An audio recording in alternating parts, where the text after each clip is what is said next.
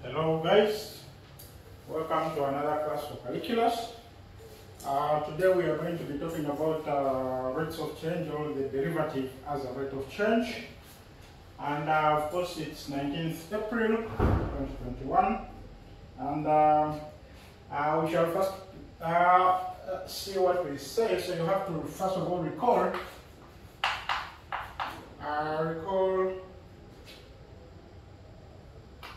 that we have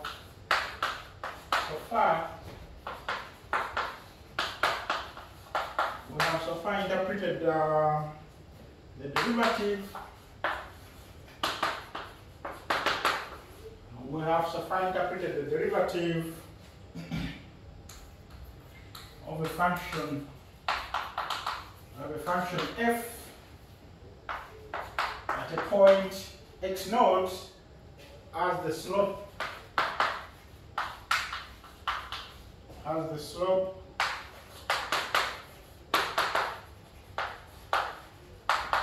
slope of the tangent line with a graph of y is equal to f of x at x naught. And we are going to say that there are other interpretations. There are other interpretations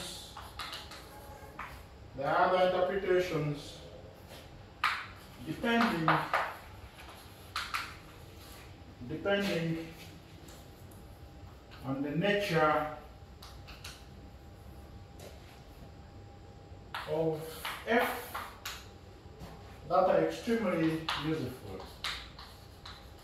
That are extremely useful. So we have only had one interpretation where we describe the derivative as the slope of the tangent line to the curve at the given point. Now we can go to this and say, consider an object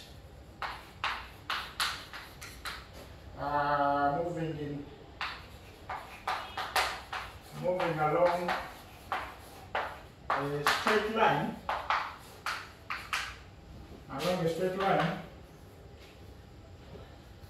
having position function S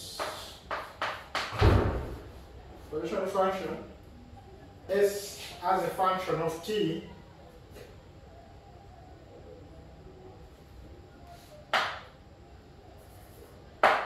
having position function S of t. And then we are told that what is the instantaneous velocity?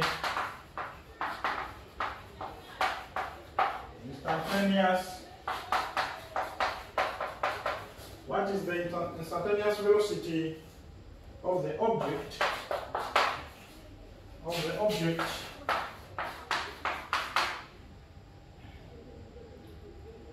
at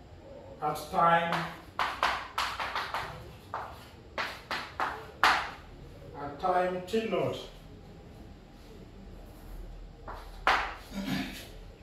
In other words,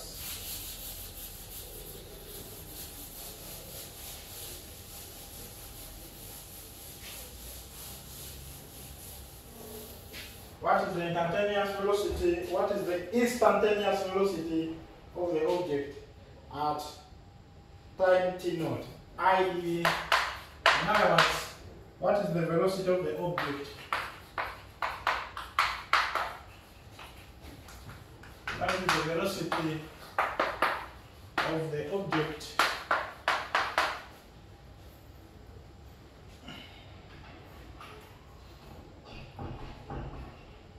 the velocity of the object at time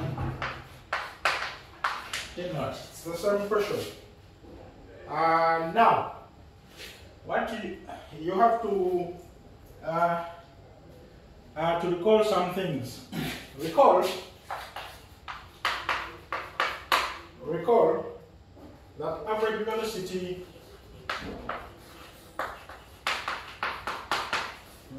average velocity of the body over a time interval t naught to t naught plus h is given by, if you recall, we know that average velocity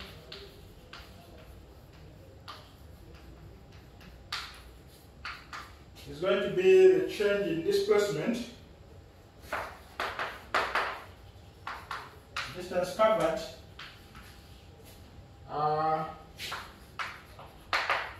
during the interval divided by length of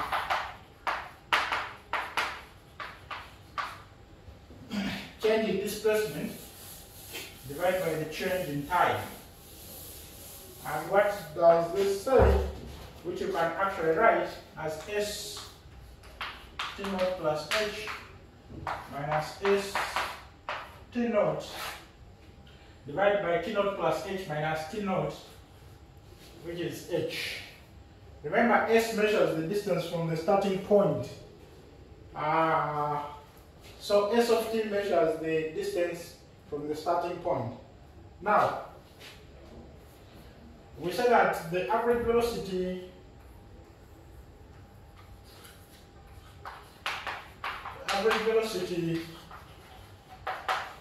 over this interval does not accurately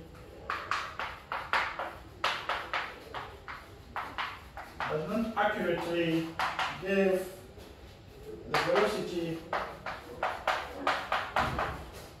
the velocity at the instant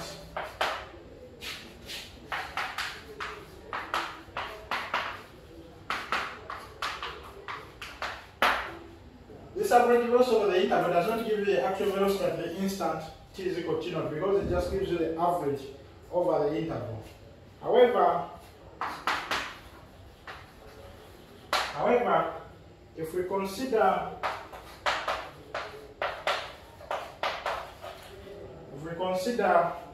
smaller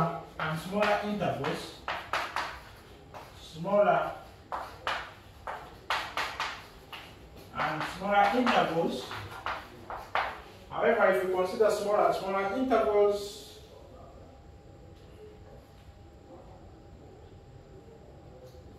the average velocity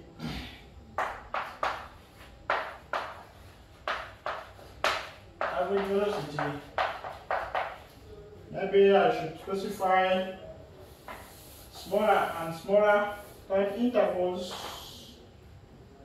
on the left and right of t naught.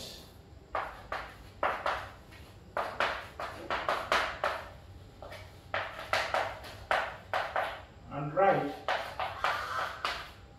on the left and right of t naught, on the left and right of t naught, then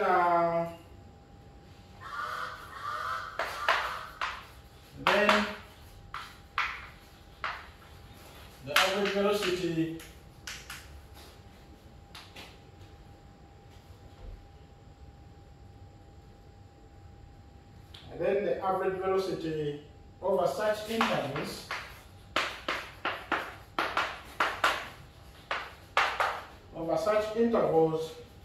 provides an increasingly accurate better measure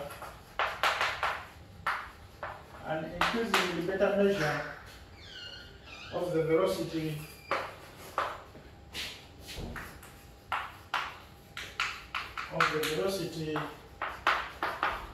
at the instant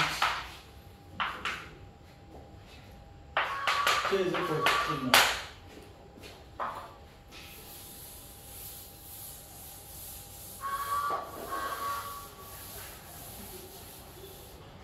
instant t is equal to t naught. We therefore define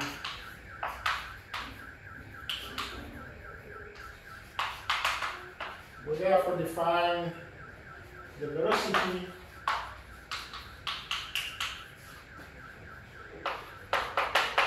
at the instant t is equal to t naught, which we denote by v of t naught as the limiting value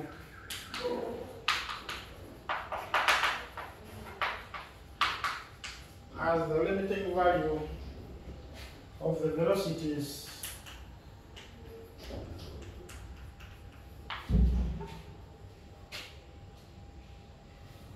the limiting value of the average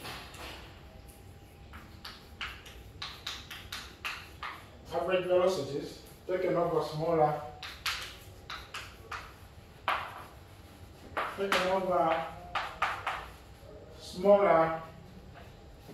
and smaller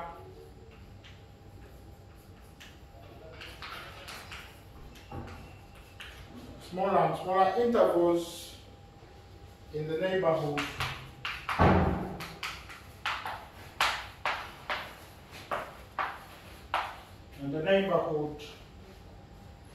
of t is equal to t naught. That is v of t naught will be equal to the limit as h goes to 0 of s t naught plus h minus s of t naught divided by h. But we know, all of you guys are sure that this is actually the derivative of s at time is equal to t naught. And what does this imply? That the velocity, the instantaneous velocity, or the velocity at the instant t is equal to t naught, is actually the derivative of s at t naught. And we say that first, the derivative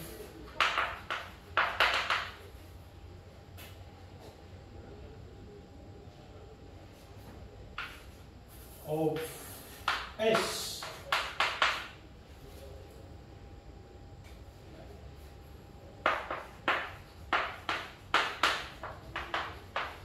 thus the derivative of s is measuring the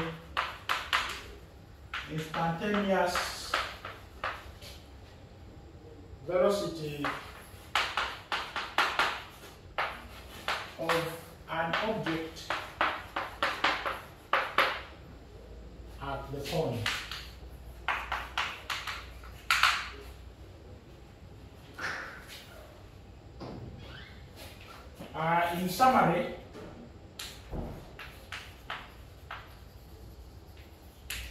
In summary, we say that if a differentiable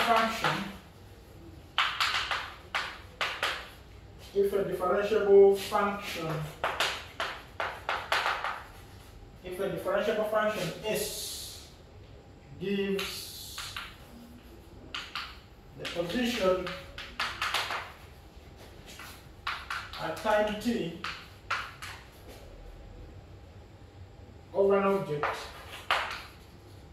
of an object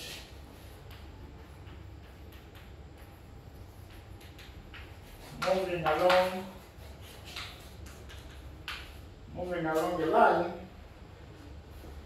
then the velocity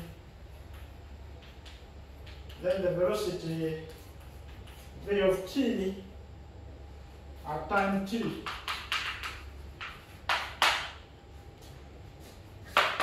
is the derivative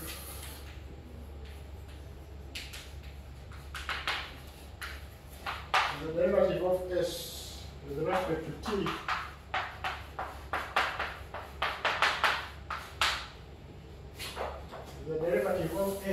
with respect to t, that is that v of t is equal to s prime of t.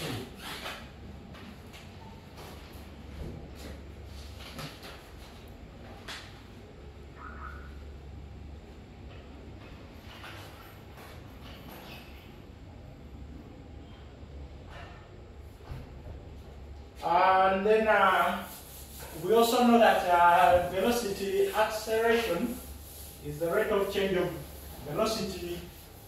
We can also say, okay, maybe I can first make a note that in general,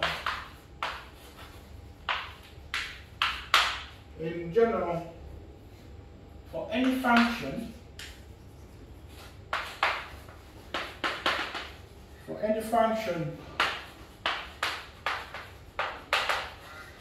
measuring the accumulation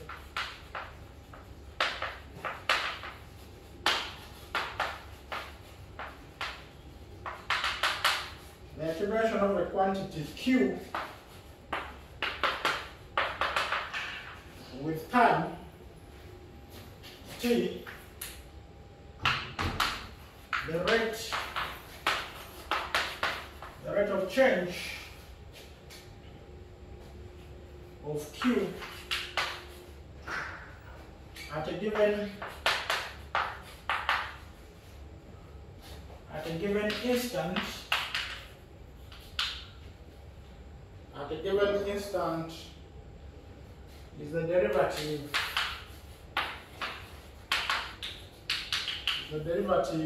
of q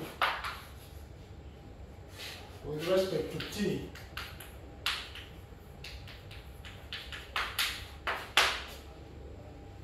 At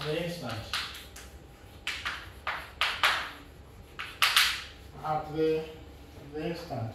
So, if velocity measures the rate of change of displacement with time, we also know that acceleration measures the rate of change of velocity with time. So we can actually say that also acceleration,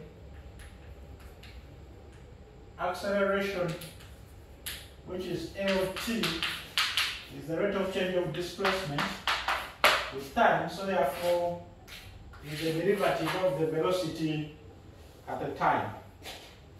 And there is an example which you guys can, for example, try out.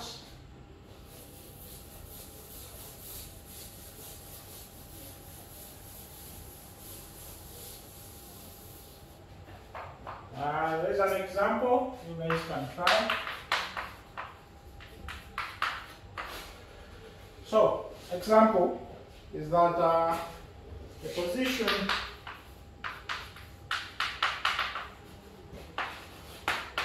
of a particle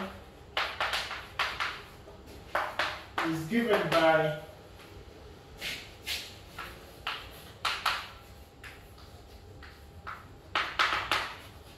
the equation s of t is equal to t cubed minus 60 squared plus 9t, where t is measured in seconds,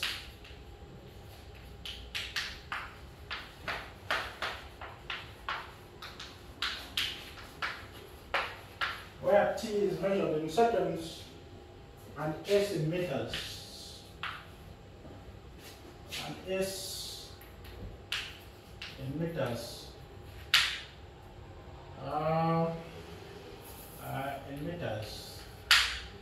And now part A is find the velocity at time t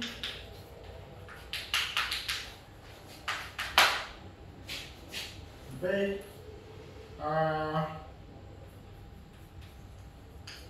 what is the velocity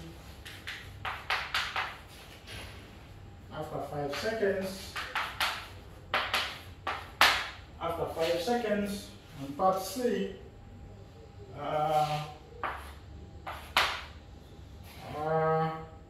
when is the particle at rest?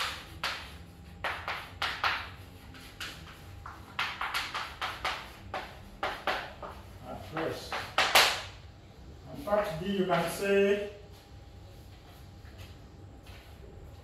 what is the acceleration?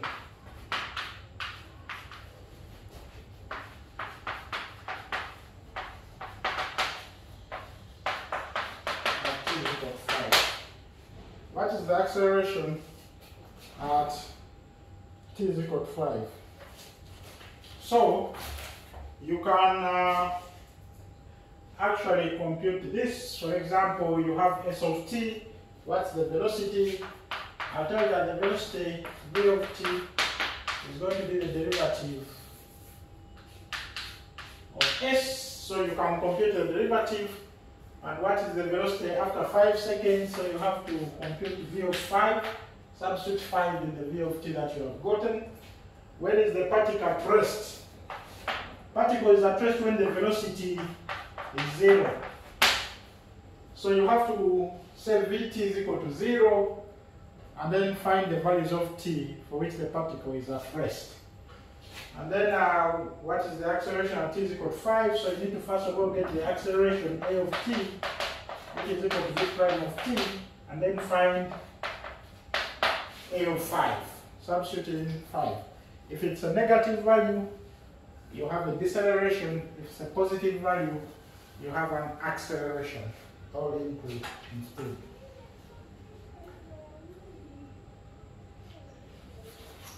Another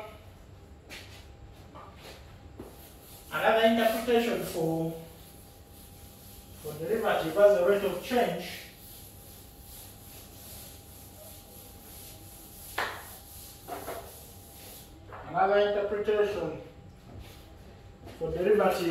as a rate of change is that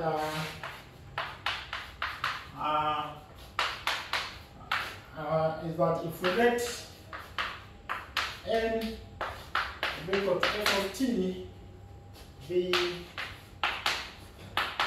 the number of individuals in an animal or plant population at time t. The change in population between t is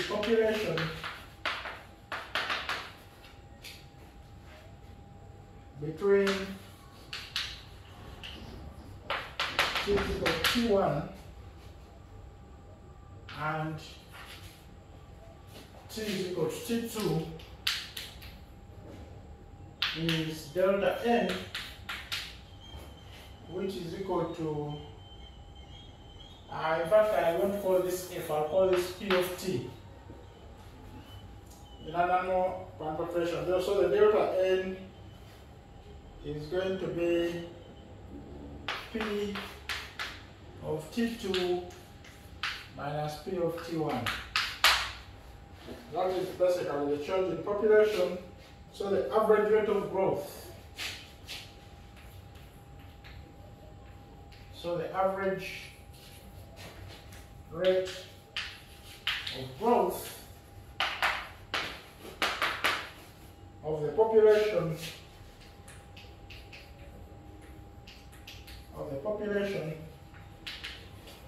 during the time period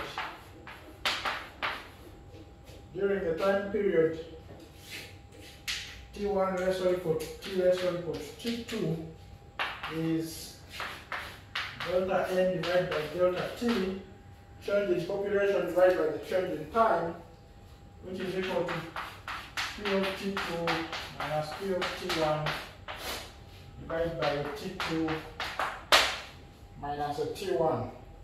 And then by letting delta t approach 0,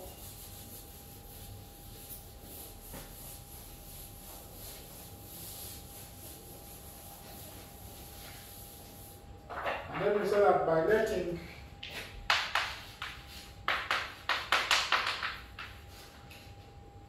delta t approach 0, we get we get the instantaneous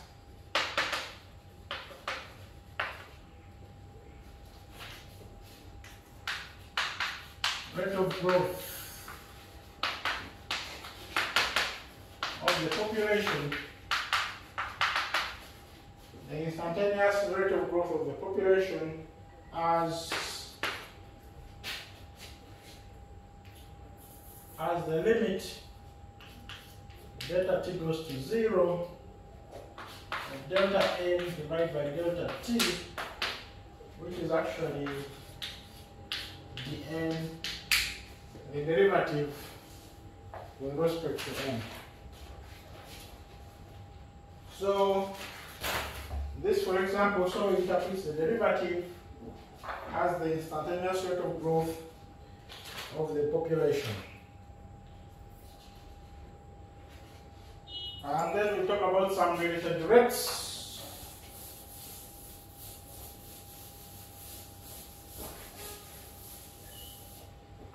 Let's talk about some related rates.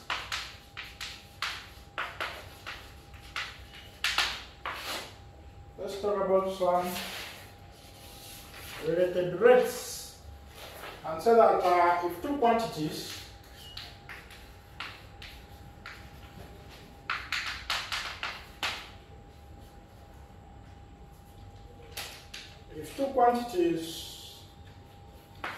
x and y are related,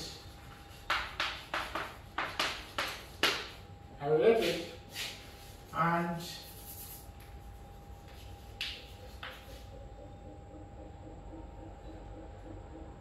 one of the quantities, say x,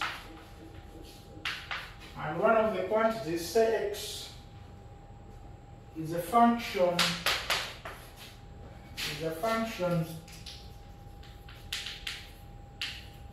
of another quantity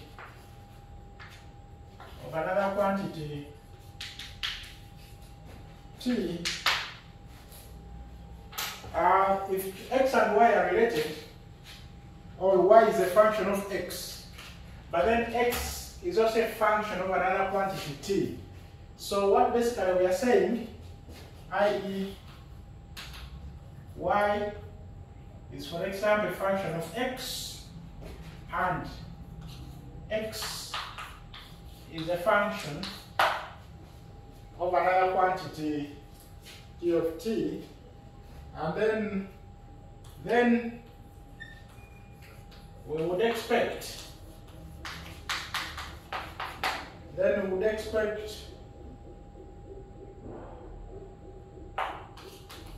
first that y is also a function of t.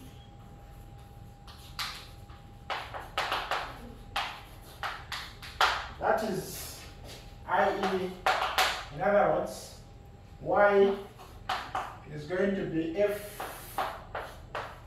g of t.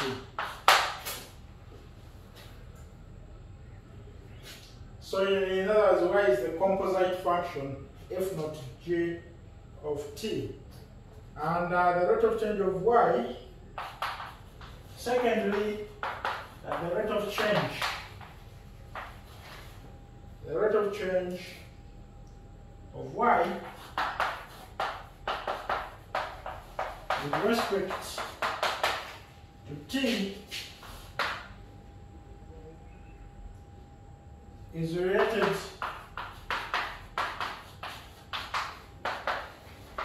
to the rate of change of x with respect to t.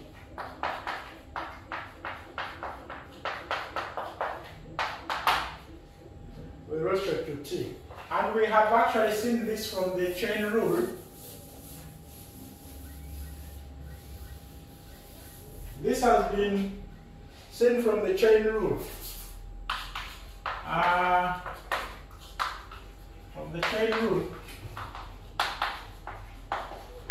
that y by dt or y prime from here is going to be f prime d of t times d prime of t.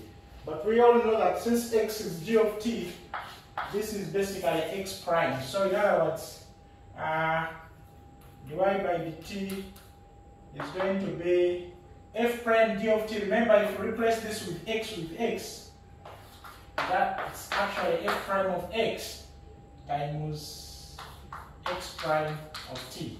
Or in other words, dy by dt is the same as df or dy by dx times the dx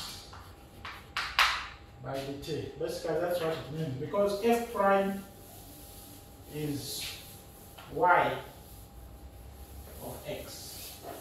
Y prime of x. So basically, this is what we have, and this is actually chain rule. So let's give an example.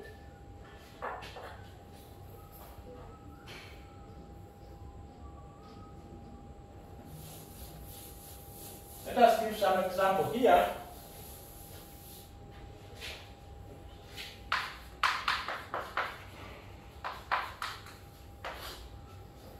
Example is we say that gas is being pumped. Gas is being pumped into a spherical balloon. Gas is being pumped into a spherical balloon at the rate of 2 centimeters cubed per second. How fast is the surface area of the balloon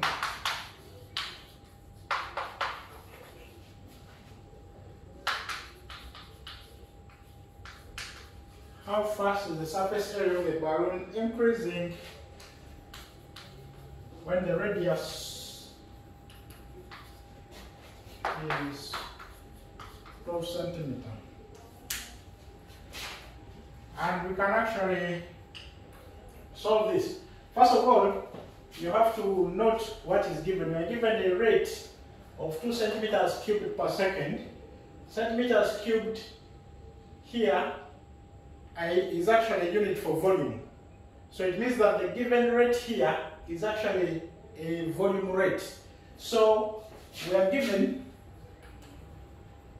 that dV by dt is actually 2 centimeters cubed per second. And also we are told that the radius we are going to use is 12 centimeters. And the question is saying, can you find the A by dt, where A is the surface area of the balloon? Now, if we have the V by dt, this is a spherical balloon. Because it's a spherical balloon, so we are dealing with a sphere. So we are going to say, what is the volume of the sphere?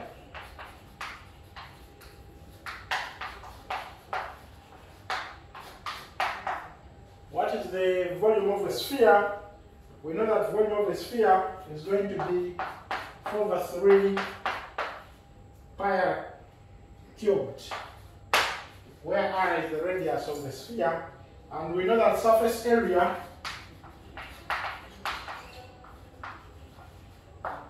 of the sphere A is actually going to be 4 pi r squared. In fact, the surface area is actually got by differentiating the volume of the sphere. So it's 4 pi r squared. Now we are already given that the V by dt is 2, and we are told to find the A by dt. Now we can start from here and find the R by dt, because remember that dv by dt is going to be equal to dv by chain rule by dr and dr by dt. That is basically chain rule. We are already given dv by dt as being 2. So what does this imply? This implies that 2 is called dv by dr. dv by dr is actually this 4 pi r squared, because the 3 comes here is going to be 4 pi r squared times the r by dt, which we are trying to look for. And therefore you can find your dr by dt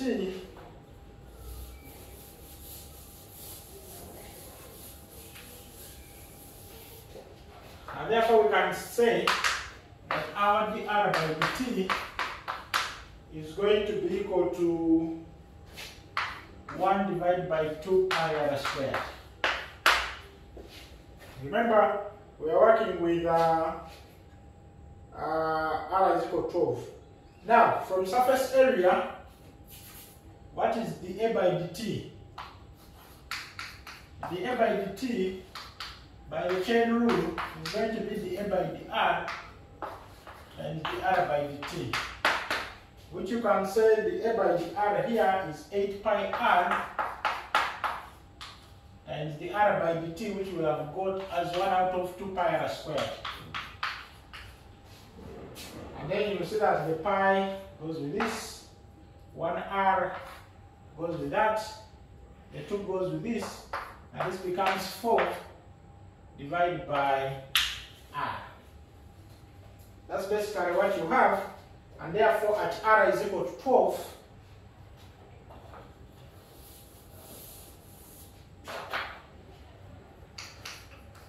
at r is equal to 12, then the a by dt is equal to 4 over 12, which is equal to a third, you can say centimeters squared per second, because this is a rate of change of area with time. And then we can do another example. Let's do one more example.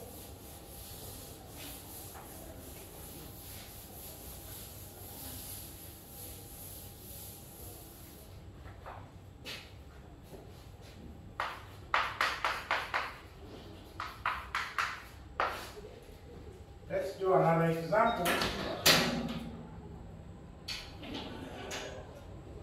And say the ladder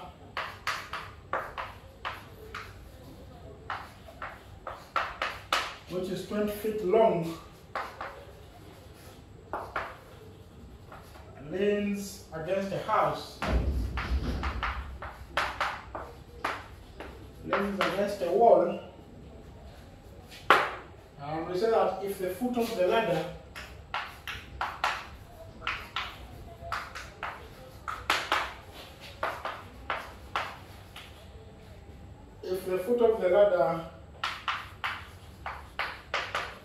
is moving away from the house at the rate of 2 foot per second, find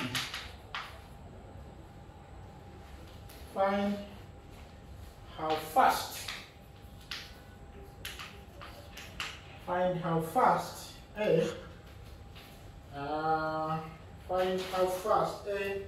the top of the ladder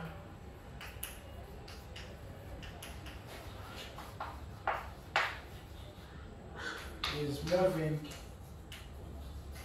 downwards, and B, the slope of the ladder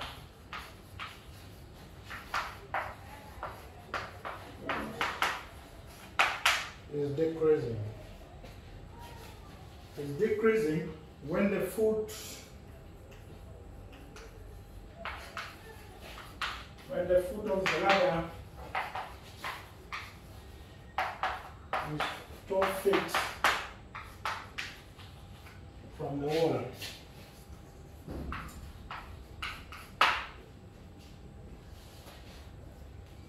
Is 12 feet from the wall.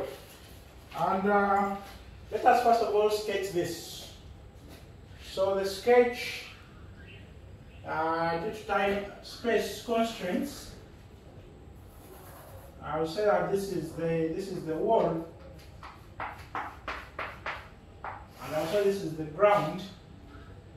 So this is the wall, this is the ground, and we say this is our ladder.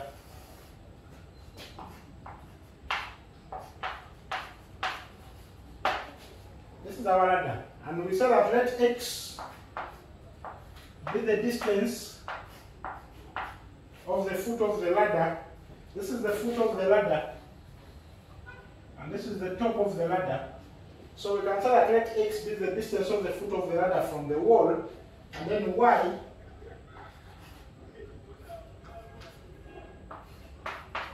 let y be the top of the ladder from the ground, the distance or the height of the top of the ladder from the ground. Now the question is, part A, how fast is the top of the ladder moving towards downwards? In other words, we are finding what is dy by dt. How fast is y decreasing? Because remember, as the foot moves away, the top moves down. So y actually becomes smaller. It means that actually when you find dy by dt, dy by dt has to be negative, because y is actually decreasing as the foot of the ladder moves away. And of course, a negative derivative means decreasing, a positive derivative means increasing, and then a zero derivative means you have a constant or a fixed point at that point. So now remember, part A is asking for what is dy by dt, and what is given is that we are told that when you read the question tells you that a ladder is 20 feet long, so we know that this distance is 20. That distance is 20 feet. And we are told that the foot of the ladder is moving away from the house at a rate of 2 feet per second. We are given that dx by dt is equal to 2 feet per second. That is given. Now, from here, you can actually use Pythagoras and say that x squared plus y squared is actually equal to 20 squared, which implies that y is actually going to be the square root of 400 minus x squared. Remember, we are looking for dy by dt, and we can make use of the chain rule and say, by the chain rule, we know that dy by dt is going to be dy by dx times dx by dt. This is what the chain rule tells us. What is dy by dt? Dy by dt, this is the square root. Remember, see, you can differentiate this and say dy by dx is going to be 1 out of 2, the square root of 400 minus x squared times dx times the derivative of what is inside the bracket, which is a negative 2x times dx by dt. That's basically what we have. And what is this? Dx by dt we already know is 2. So you put here 2, goes with this, and then you'll find that dy by dt is actually equal to minus 2x divided by the square root of 400 minus x squared. That's basically what you have. But remember, you're calculating this when the foot of the ladder is 12 feet from the wall. So when x is equal to 12. That's what, so substituting 12 here, so therefore dy by dt at x is equal to 12 will just be equal to a minus 24 divided by root of 400 minus 144, which is equal to minus 24 divided by the square root of 256. And you guys can complete that. And then part B says slope of the ladder, how fast is the slope of the ladder decreasing? Of course, you still need to, how fast is the slope of the ladder decreasing? We do this in a similar way. So for part B, we know that we are looking for ds by dt, capital S, maybe where S is slope. I used capital S so that I don't confuse it with a second. And now, if I say what is the slope, we know that the slope S is always equal to the y over x. That is what we know. And we know that y has been given as the square root of 400 minus x squared divided by x. That's basically the slope. And therefore we need to find the s by dt by saying the s by dt is equal to ds by dx times dx by dt. Chain rule. Dx by dt is 2. This is equal to 2 and ds by dt. And you guys need to compute this ds by dt using the quotient rule.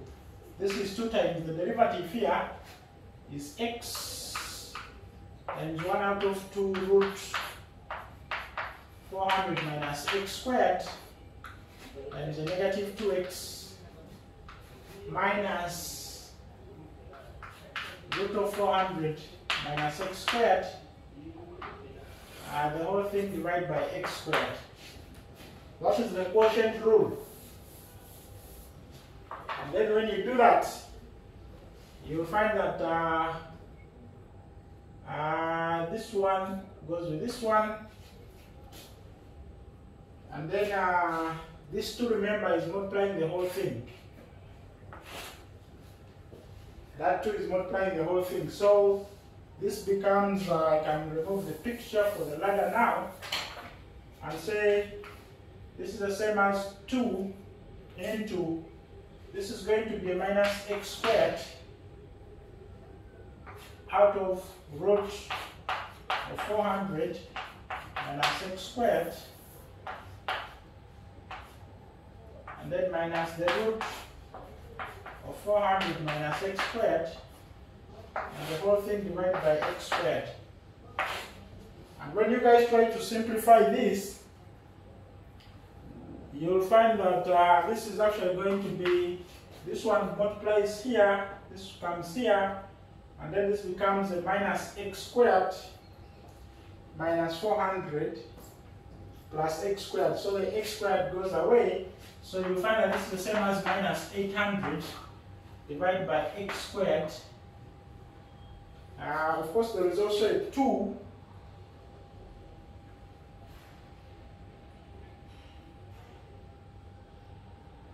Yeah, the 2 has multiplied because the x squared, the x squared cancelled with that, and then you have a minus 800 divided by x squared root of 400 minus x squared. That's basically what you have. And then substituting x is equal to 12. Put x is equal to 12. And then you'll get the value of the slope, change in slope, which will be negative 15, which is a negative 25 over 72. So you'll find negative 25 over 72. You need to come up with something like that. So I'll write for you some exercises which you guys can try.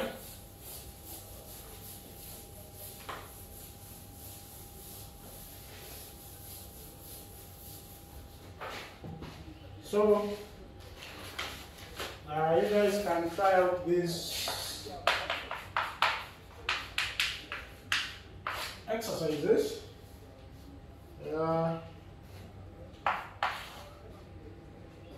Find the rate f prime of t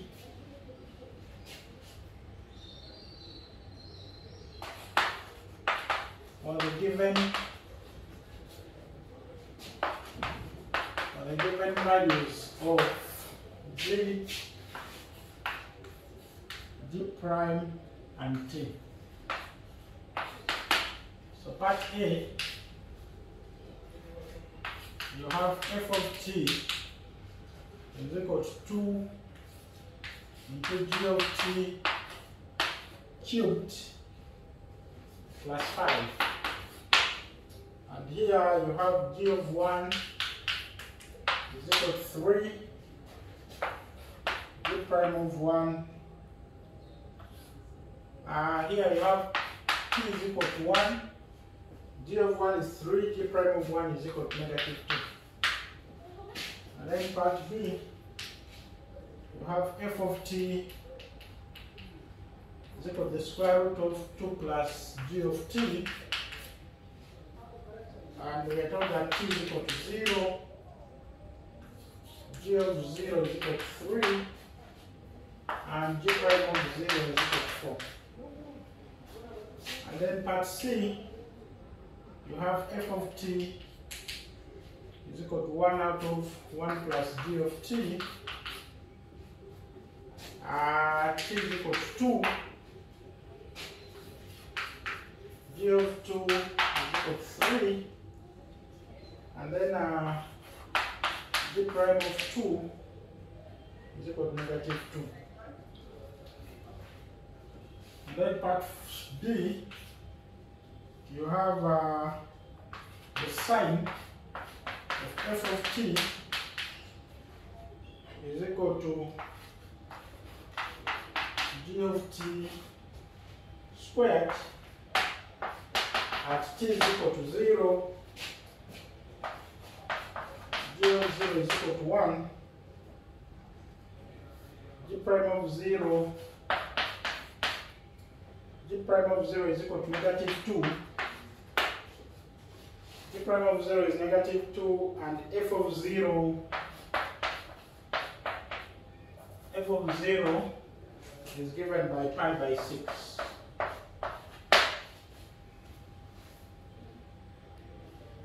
And then question 2, we're going to try this.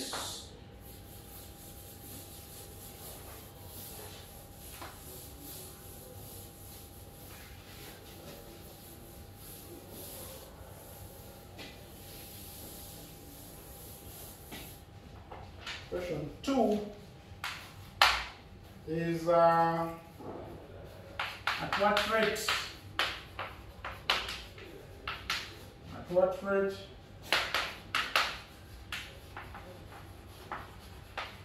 is the diagonal of a cube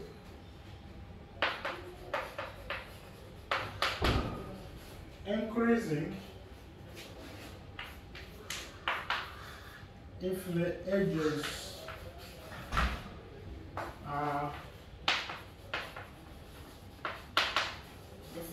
are increasing at a rate of 2 centimeters per second. And question 3, which you can try, is that a snowball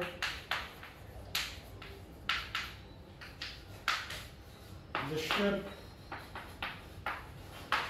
of a sphere, a snowball in the shape of a sphere is melting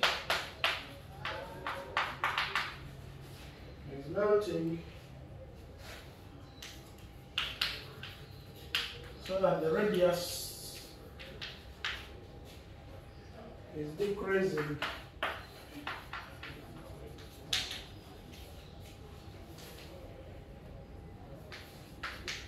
at a uniform rate of 1 centimeters per second, how fast is the volume decreasing? How fast is the volume decreasing when r, or the radius, is equal to 6 centimeters? And then question 4, which you can try, is that a point moves. The point moves along the graph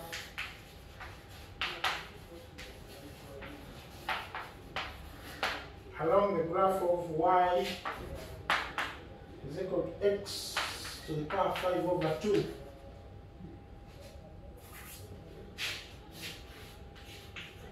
So that the x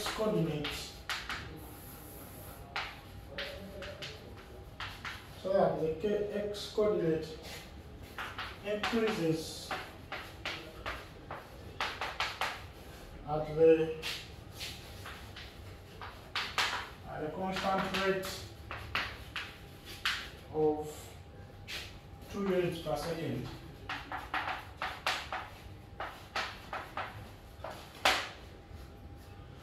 Find the rate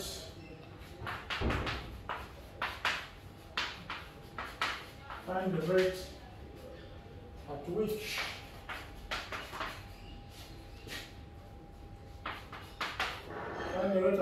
its y coordinate. Find the rate at which its y coordinate is increasing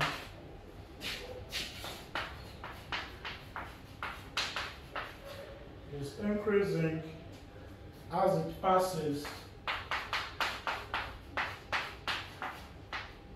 it passes the point 432. 432. And then we need to try those. Okay, maybe let me add some more.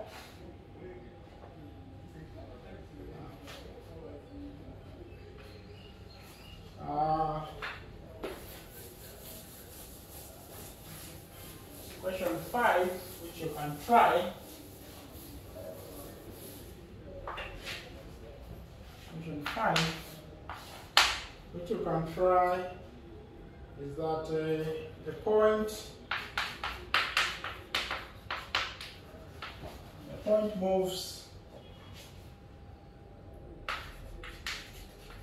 along the unit circle x squared plus y squared is equal to 1. Find the points. Find the points at which the x coordinate. Find the points at which the x coordinate and the y coordinate are part A, changing at the same rates. Changing at the same rates is when dx by dt is also the same, is equal to dy by dt, and then 2 is changing at opposite rates.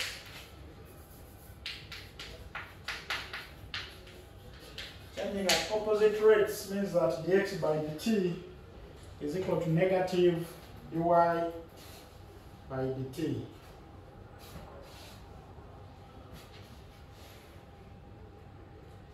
And then lastly, you can also try this. Lastly,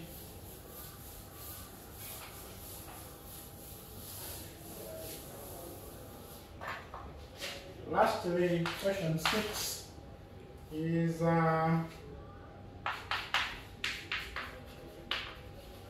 following the outbreak of an epidemic,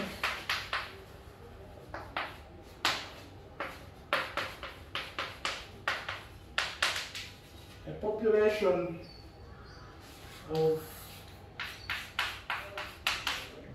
of NT people can be regarded as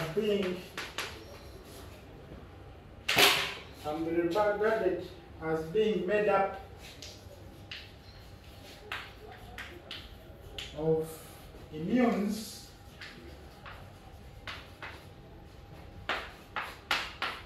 IT and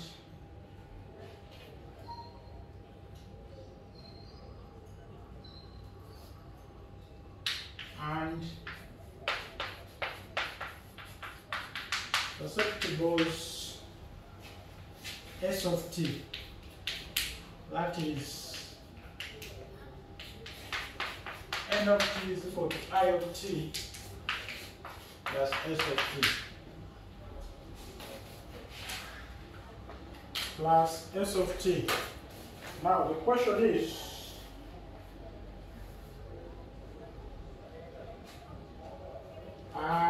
IT, another information is that IT includes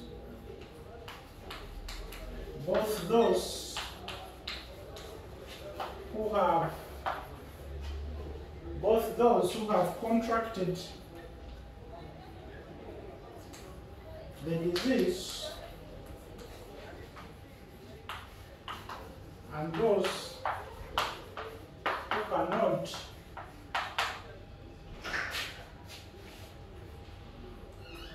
who cannot contract the disease. The question is, if the rate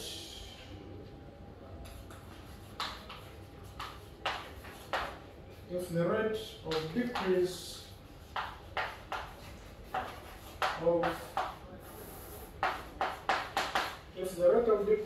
of ST is 20 persons per day,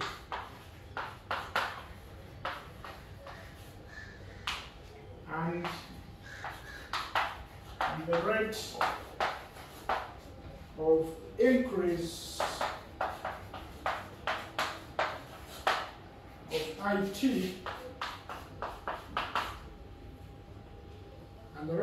of IT is 24 persons per day.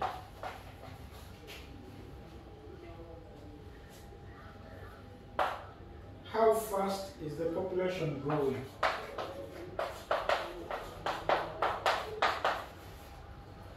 How fast is the population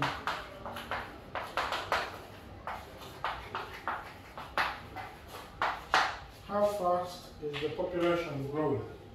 So guys, let us try this, and then in the next class we shall talk about linear approximations, which is another application of derivatives.